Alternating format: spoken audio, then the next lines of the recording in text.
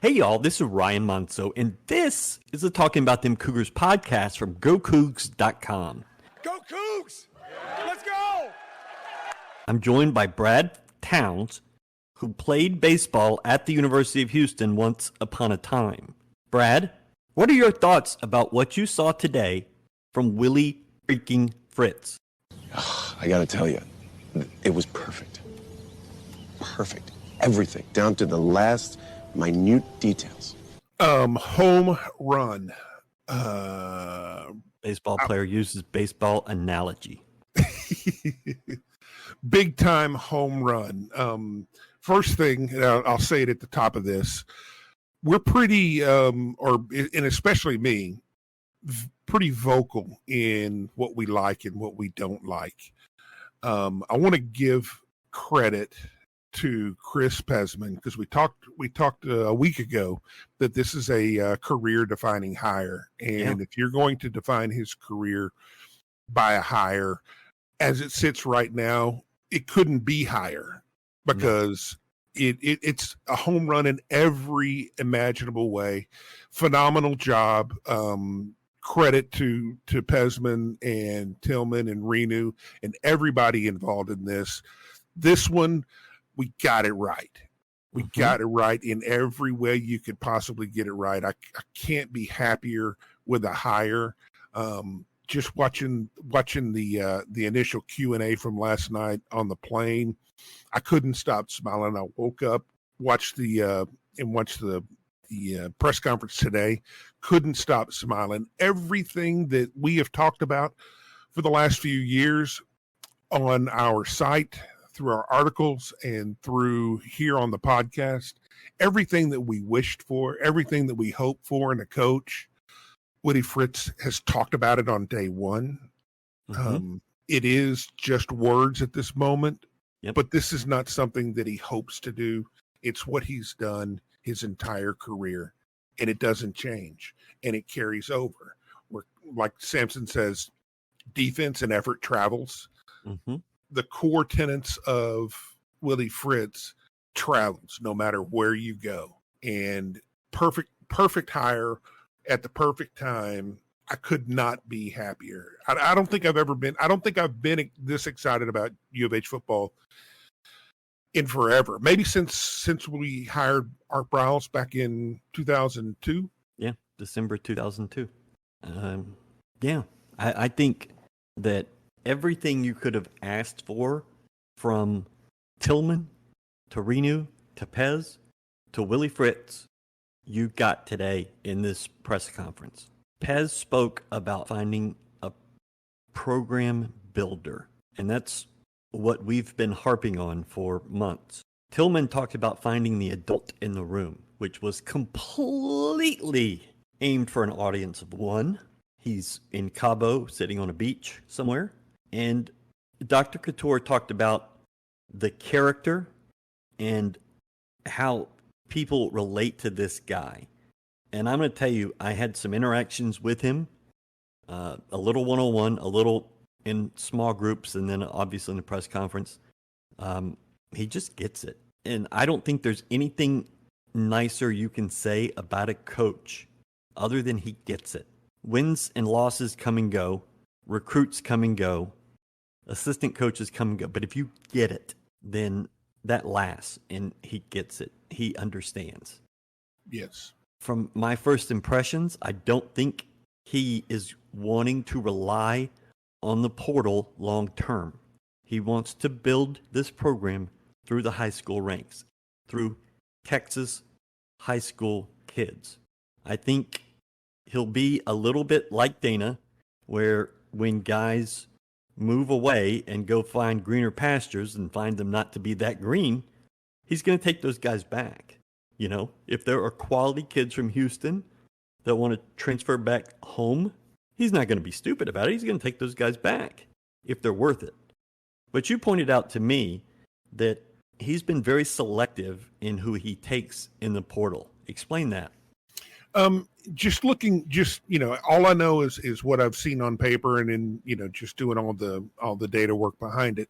But he's not going out and he's not churning classes. I mean, he talked about his three core philosophies as far as what he wants to do is he wants to recruit, retain, and develop. Did you write that down? Yeah, I did too. I thought that was. As he's talking, I literally wrote it down on my notepad beside me. He talked about, he was proud of the fact that of 133 schools that play Division I football, they've been in the bottom 10 of guys who have entered the portal. Now, the key part about that is not only do you not have a lot of guys leaving, you're going to always have guys who are leaving, but you're not going to have a whole lot of guys leaving. You're not constantly churning them and forcing them out and going out and getting the next new shiny trinket to try to replace them, because you can't add through the portal if you don't have room from the portal.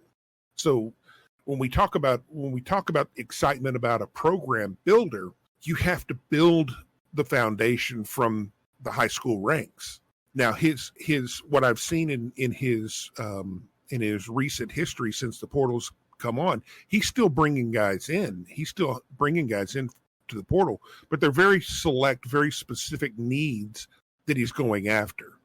It's not a shotgun approach and say, we'd like to have this guy, or we'd like to have this guy. These guys would be nice to have. This guy was really good on paper, 4 years or 3 years ago.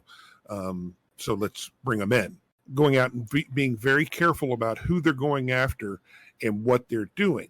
So I liken it to more of the approach that Kelvin takes through the portal, because he still uses it, but he's very select in who he's going after and what they're going for. And I think one of the things that he talked about as far as the types of players that he's going after, he wants guys of high character as well as good football players too. Right. So there's a profile that he has for what he wants to bring into the program. And I'm willing to bet, and just looking at any kind of recruiting rankings and looking at the backgrounds of some of his players, they're not going to be a lot of the flashiest players. But the one common denominator that they do have is that they all fit a character profile of what works within what he's trying to accomplish. So we're not going to with any of that. We're not going to, I don't see him being inactive in the portal. I just see him being very selective through the portal. I don't think you're going to see, 20, 30 guys coming in. You might see it this year because this roster is in complete upheaval and there's a lot of issues. You may just be stuck needing that this year. You have 9 commits at the moment. He said today that one of his first things that he has to do is get a hold of that, like understand those 9 guys, like reach out and figure out if they're the right guy, evaluate them to see if they even want them in the program, and to move forward that way. I think this weekend is going to be a massive recruiting weekend for them. Both guys that are on your roster, guys that have gone into the portal this week, and perhaps official visits for guys that are committed or maybe were committed at Tulane or that they've had in their back pocket. You've got Jackson State, not a huge basketball game, but it's a home basketball game this weekend. The next weekend, you have a game over at Toyota Center. You're not going to be able to recruit to that. So this weekend becomes a pretty big weekend.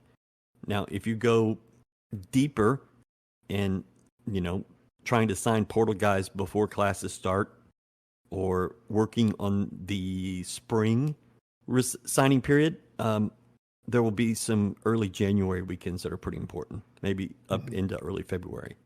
But this weekend is probably the most important of the fall. And they really got started full time on it today. So we'll see how it goes. But U of H fans need to be in attendance for that game. Like, if you think your AD did his job and now your head coach is here and is looking like he's going to be doing his job, then it's the fans' responsibility to do their job. And if they do that, then, this could work. He said that they have 15 guys in the NFL from his Tulane teams, and 11 of them were their only offer. Only Division I offer, yes. Right. FBS offer. That is fascinating. And I would be curious to see how that worked, if it was just development, if they found guys that others overlooked. We're going to work on some stuff with that Go in Cougs! mind. But let's go ahead and do the intro song and back to it. Yes, injury log.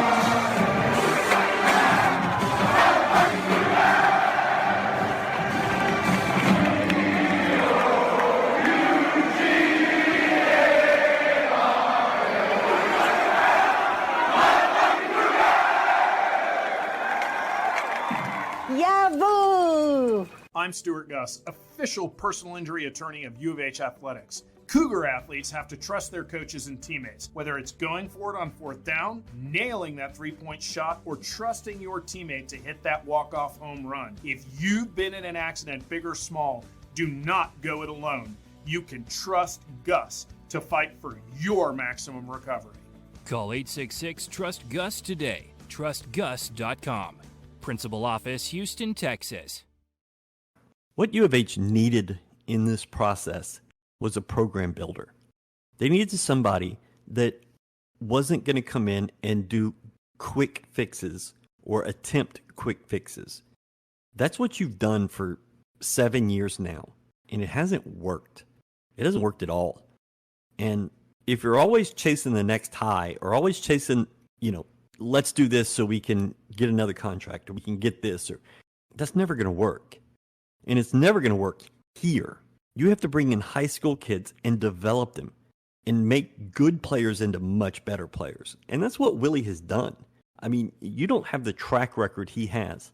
At every division of football, from D2 and JUCO to FCS to FBS and eventually here P5, you don't keep building that way, slowly, grinding, unless you're doing it the right way.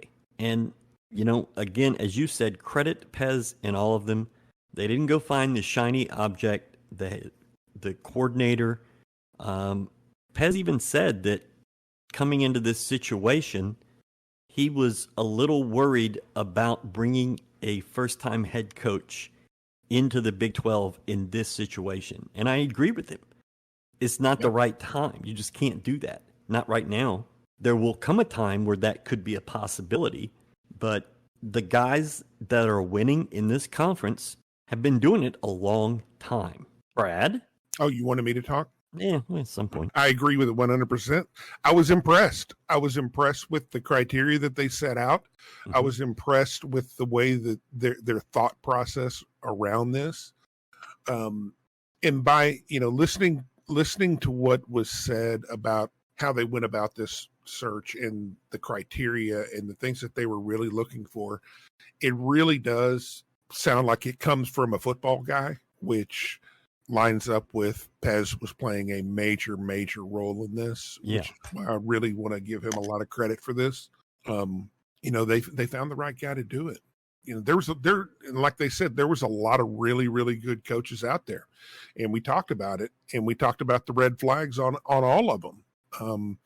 All of them would be and will be quality hires for someone within a big conference at some point. They're all going to be good. I firmly believe that.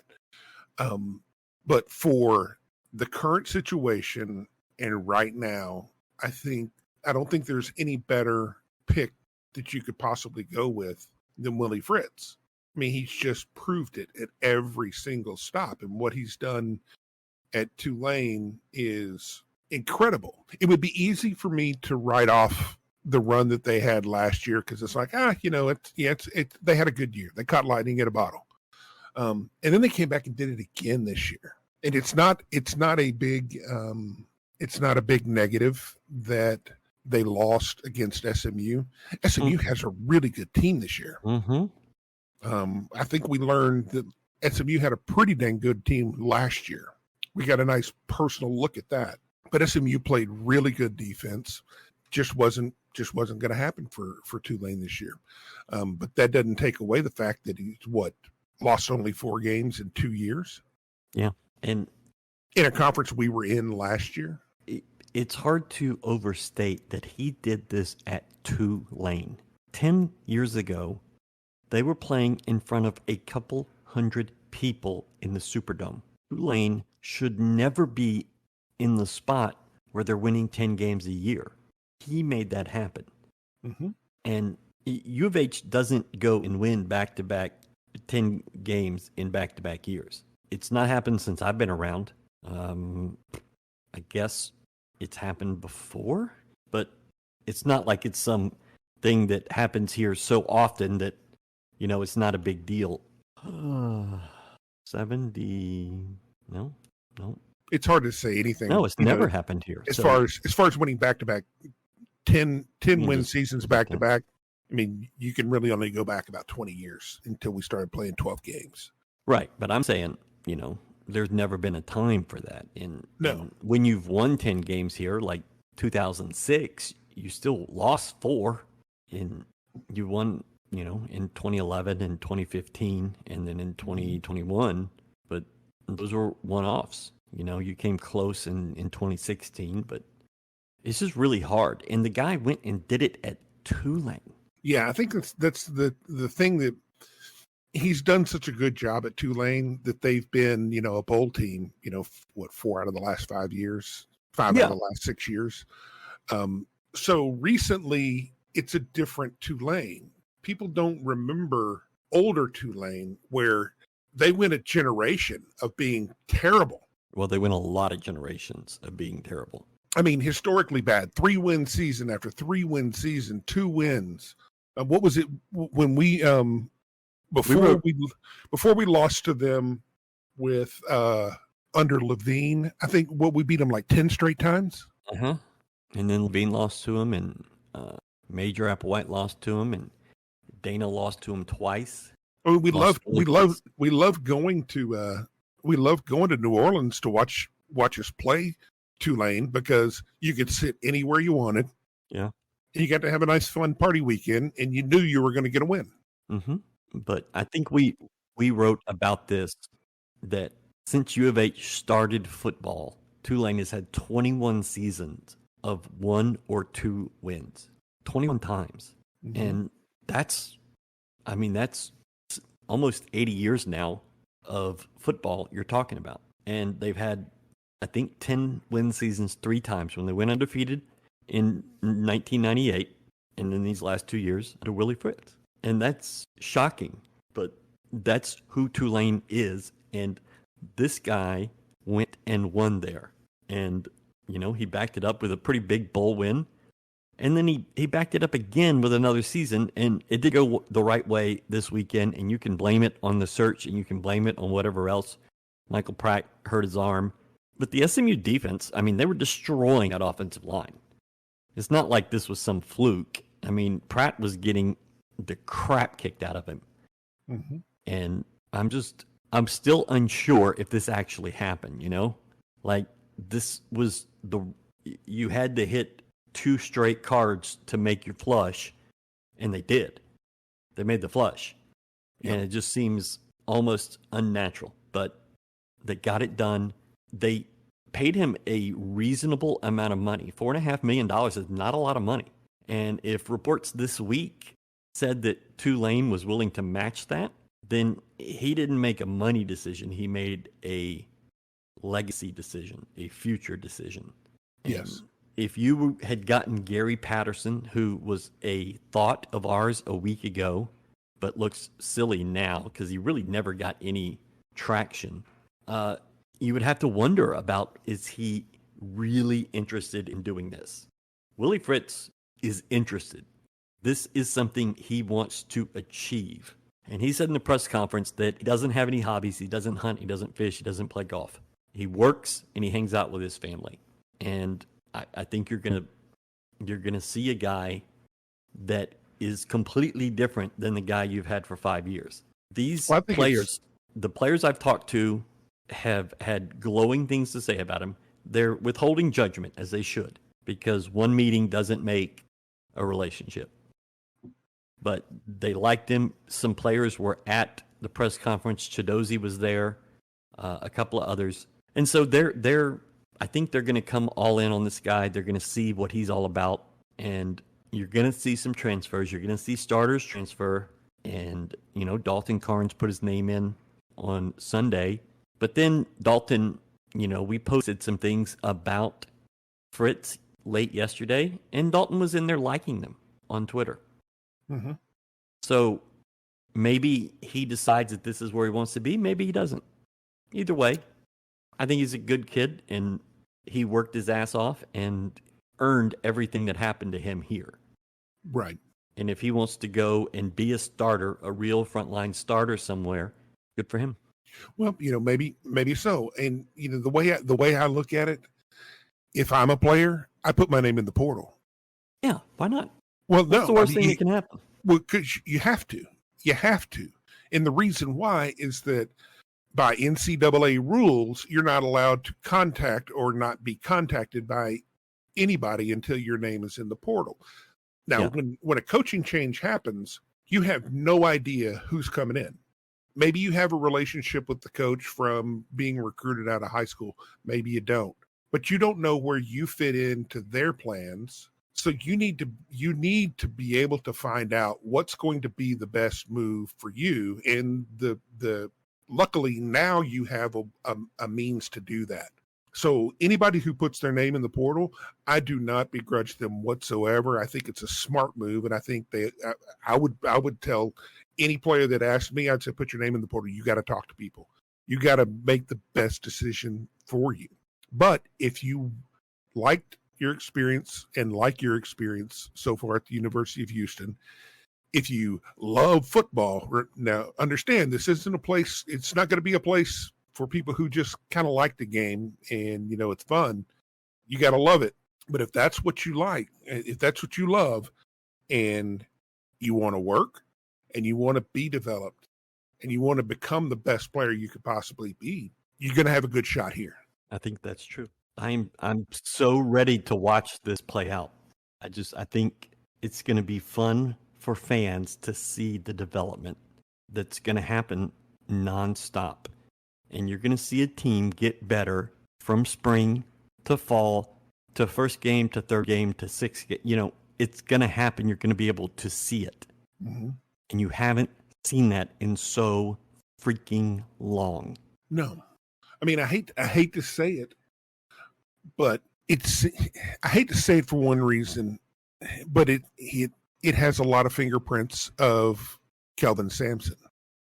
And the reason why I hate to say it is because I'm not comparing him to Kelvin Sampson. I'm comparing them to their approach. But the thing about that is it's not a difficult approach. It's not difficult, meaning it's not complicated. It's really simple when you break it down, but it's difficult in that it's hard to do every day. It's hard to be at your best and giving your best every single day. And so a lot of the mistakes that you see in sports are people looking for a shortcut. Now, if you look at what was said during the press conference, he didn't talk anything about winning. He didn't talk about winning titles. Nope. He didn't talk about any of the exciting potential results. He talked about the foundation and how they're going to get there. He did not talk about the quick one-liners to get applause at a press conference crap. It was all process. It was all how we build this the right way. Not here's the results that are going to happen. And the guy before you, that's all he talked about. And I think U of H has framed this whole thing perfectly. It's the first headline for his hire was veteran coach, lots of experience, does it the right way, is a builder of men, has character. They're talking in a way that we haven't seen them talk. They talked about Dana in a different way. They talked about Major in a different way and Tom Herman in a different way. They're talking about this guy like, I think you said it earlier, like a football coach or like a football guy talks about a football coach. Mm-hmm. That's all I got. Well, and I think it's just a hard realization and a complete reset of U of H. I mean, without saying it, they admitted we screwed up. Well, I think they had to get everybody get on the same page and get into alignment and say, hold on, we've got to go back to our core principles. We've got to go. We got to really get into our foundation.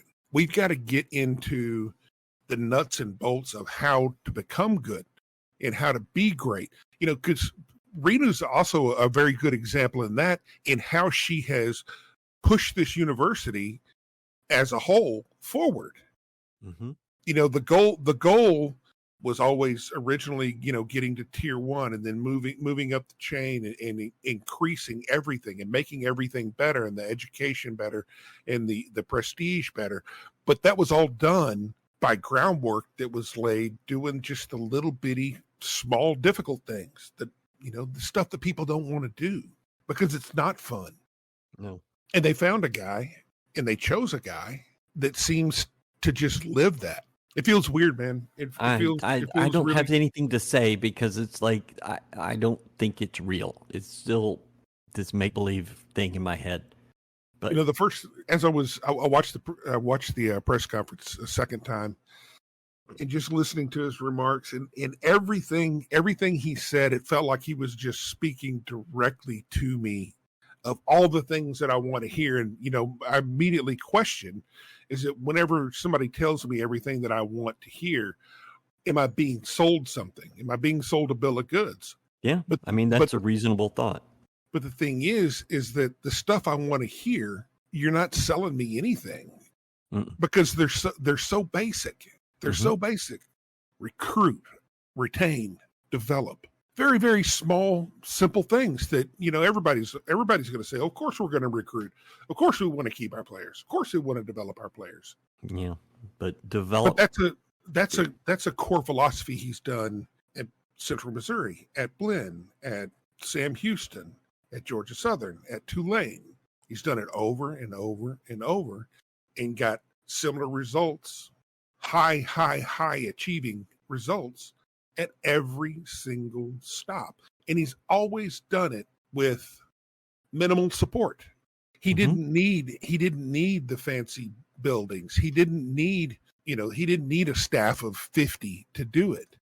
You know, he didn't need hundreds of millions of dollars to be successful. It was just hard work. You know, he talked about he's been the groundskeeper. He was a strength coach for 20 years. He was a defensive coach. He was a special teams coach. He's done it all. He's had to do it all because he's never had any other option.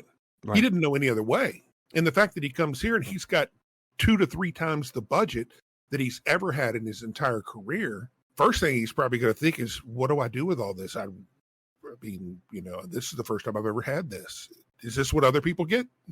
One of the things that struck me, I was in a small group of people and he was talking, and it was talking about these sort of things that I've done everything. And somehow he kind of looked at me when he said this, which was very strange. He was like, you know, one of my best friends was Joe Curl. And that's exactly what Joe Curl did when he was here. Oh, yeah. He cooked. He did everything. He had to run the whole show because otherwise it wouldn't get done. Right. And just when he said Joe Curl was one of my best friends, I was like, whoa.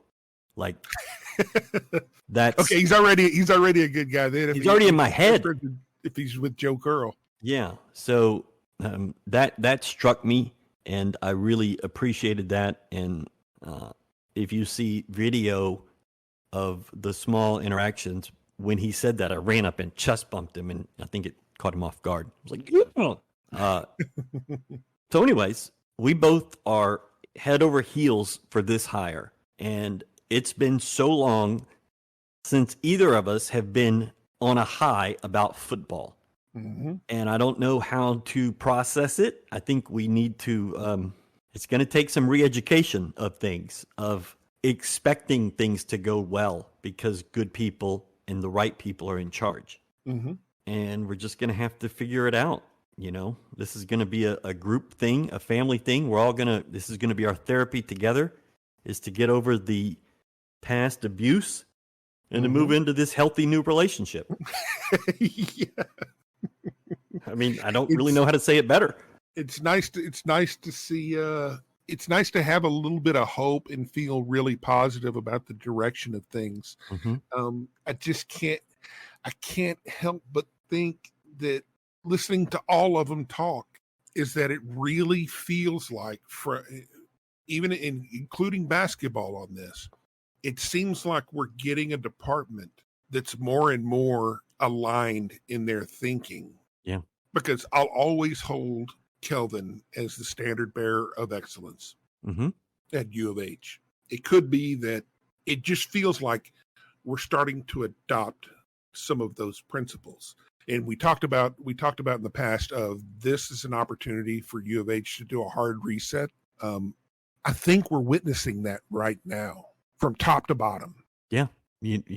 What happened is they turned it off. They flipped the cover up. They pushed down. They pulled the cassette out. They blew in it. They put that mobile back in and hit power, and it worked. Hard reset.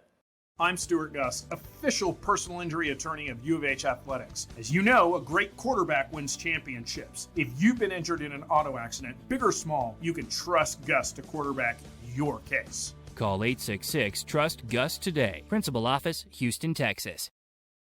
I look forward to this. I always look forward to writing football because I think the stories are there, and I genuinely like the guys. I will say all the shit in the world about Dana Holgerson, but they brought in some cool, good guys into this program. And I think for the most part, the assistant coaches I met were really good guys.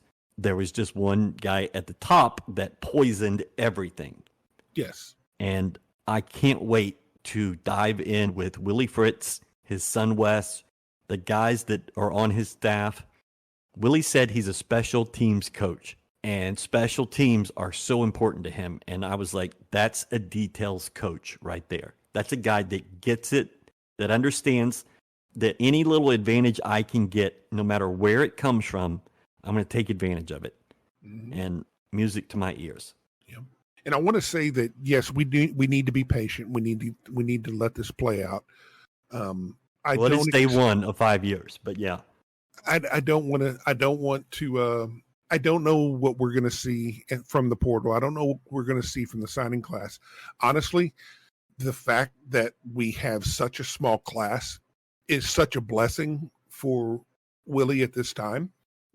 Because now he's got a completely clean slate. He doesn't have to come in and, tell 15 guys that, you committed, you're not going to fit here.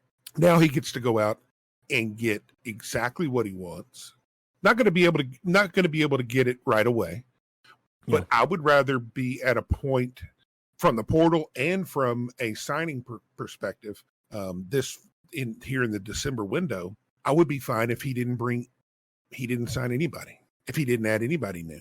I would rather him have the open space and the time over the next, from December to the February signing class, and then the portal going forward. I would rather him have those openings as opposed to bringing people in just as a stopgap and then churning them in the next year or two. Yeah. And I agree with that. You do need bodies. You need guys for the roster, but the more you can be selective, the better it's going to be.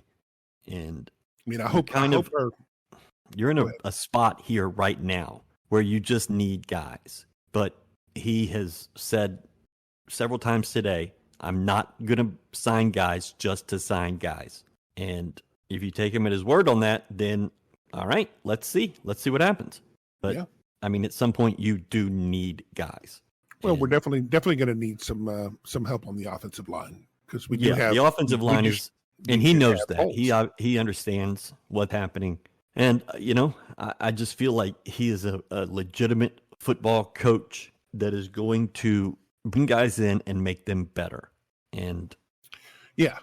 When we get into next year, and this is going to be my early go out on a limb, I don't see a slow rebuild as far as production goes. I don't see us being 4 or 5 wins next year. I see us anywhere from 6 to 8. It's so early to say. I'm just because I'm going to throw it out there right now because I truly believe it. I believe that we have talented athletes who are going to be here that are on this roster currently that have been so underutilized and have not been put in position to be their best. I think that there was a question about that in the press conference about how he's had a number of different types of offenses, over his entire career. Mm-hmm. And, he again was speaking directly to my heart and soul. And he said, yeah, I've got a core offense and I've got, these core plays that we're going to run, but those are useless if I don't have the right guys to do it. Ding. My job is to take players and find out what they're good at and what they're bad at and don't do stuff that they're bad at. Ding. I nearly fell out of my chair. I have wanted a coach that if you're a coach that can only teach one way and one system, and it doesn't matter who we have, they have to be plugged into this, you're never going to get the most out of your players. No. And if I have a guy like Clayton Tune, well, I'm not going to run the option. That's not, I don't want that guy running the option. I want him dropping back. If I have Greg Ward, I'm not going to have a drop back passing game. If I have De'Aaron King, I'm not going to turn him into a pocket passer. Right. And then say he just can't get through 5 reads. Right. He's not smart enough is what the implications were. Right. And it's like, no, you're not smart enough. It's similar to what we've heard, some of the stuff about Donovan Smith. He doesn't get to his 3rd read quick enough. Don't ask him to do that. Yeah. So many players told us this year, well, the system is very complicated. I was like, well, you're not getting it. So maybe it's time to change the system. We heard that about the defense too. Oh, well, yeah. Belks. So many complicated. No, if you need to be able to get the first one before you're getting the 40th one. Yeah. So let's figure that out first. But I just think it's such a relief to hear him say that. Because it's true. And that it's true that he's done that at a number of different places. When he's had guys to throw the ball, he's thrown the ball. When he's had guys to run the ball, he runs the ball. I mean, it's amazing to me. It's amazing to me when I think back to what we've talked about, and we've talked about it on message boards for 15 years, and discussing that it's going to be hard for us to have a consistent running game year after year after year because we can't recruit the linemen who are going to be able to do that. But then I look at Tulane under Willie Fritz, and they've run the ball every year. Last year they had a 1,600-yard rusher. This year they had a redshirt freshman, first action of his college career, and he rushes for 1,200 yards. Mm-hmm. At Tulane. He's able to succeed with guys that you don't expect him to be able to succeed with. This is not a shot at Tulane, but they don't have access to the types of talent that we can go and get. No, not at all. They didn't have access to the types of talent that we had in the AAC or Conference USA or anywhere else. Yeah. Now they had some talent early in Conference USA, like in the early 2000s. They were recruiting quarterbacks and running backs that you're like, how is this happening? Mwelde Moore. Yeah, I mean, how did that happen? That's a name that will always ring out in my head when I think of Tulane. Yeah, that 2003 game. That guy was unbelievable. City Park. One of the best running backs I've ever seen. Mm-hmm. But here in the current time, the fact that he can go out and get linemen who are going to be most people's maybe 5th choice or not even on their board, nowhere close to it. Mm-hmm. Guys with, an offer sheet that looks like a who's who of who.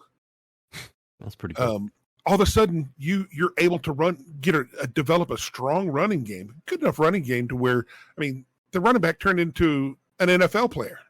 Mm-hmm. Really, really amazing to me.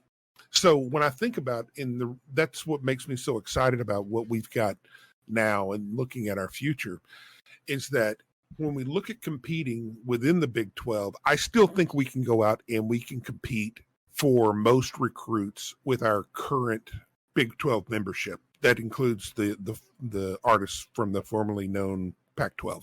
Mm-hmm. Nobody has a distinct advantage. There are programs out there that have a little bit more, especially from a revenue perspective.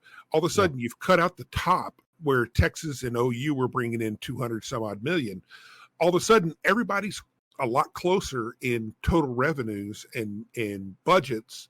And most of us all have very similar facilities, especially once we get our new center built. It's going to be the battle is going to be who can go out and get the guys who are going to be best, not just best for everybody, but best for them that fit their system. Mm-hmm. Like K-State. I look at K-State and they recruit guys, and they always have, who fit what they do. Not going to fit everywhere, but they fit what they do. It's so weird that they would want to recruit that. Do what?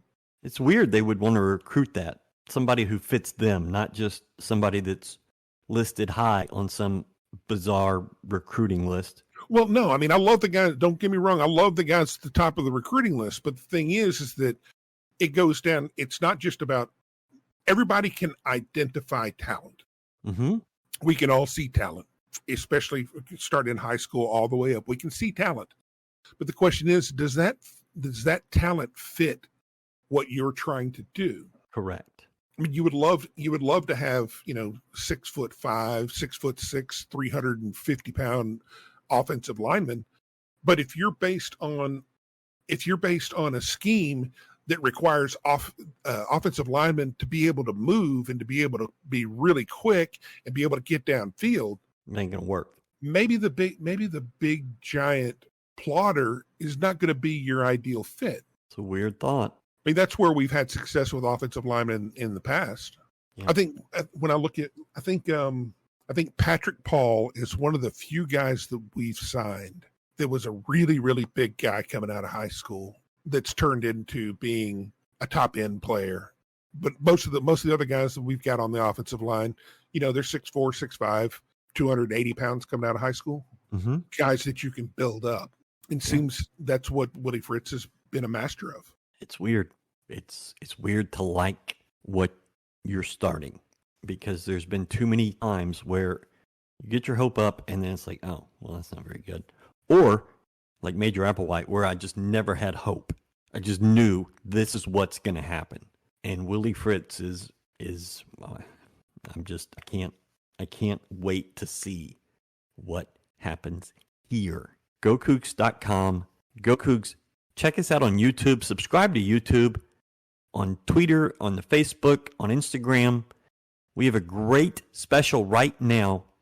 You can join our website for $5. You get top tier information, subscriber only information.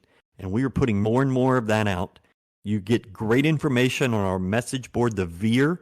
Great people, mostly, and just a great community. We're going to continue with NIL stuff. It's going to the next level. Willie Fritz told me and someone else that NIL has to get a lot better at the University of Houston, and it has to get better now. Dana Holgerson was never really that interested in it, and you could tell, and I think you're going to see a systemic change coming very soon.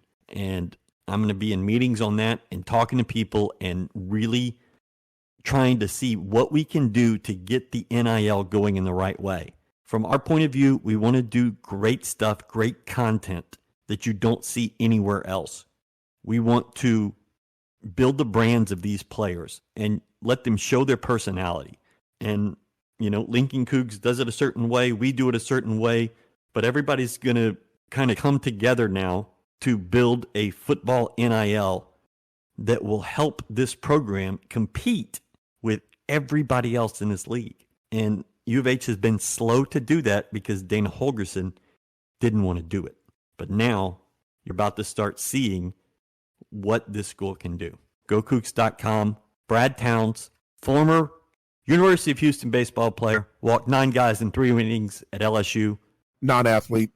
Ryan Monso, former UH mathlete, saw Brad Towns walk 9 batters in 3 innings at LSU. Thanks so much, Brad. And thank y'all for listening. We really do appreciate everybody that listens to this podcast. There's a lot of them out there. And I've been trying to listen to all of them, and it's like, how the hell am I going to do this? Where is the time? But if you have stayed with us and listened, we appreciate that so much. And thanks for following, and thanks for being a part of it. It's about to get a lot more fun.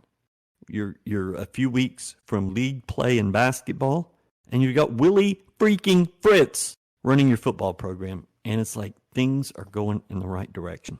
And then there'll be baseball. Dr. Couture, you did such a good job today. Give me a Yahoo. Yahoo!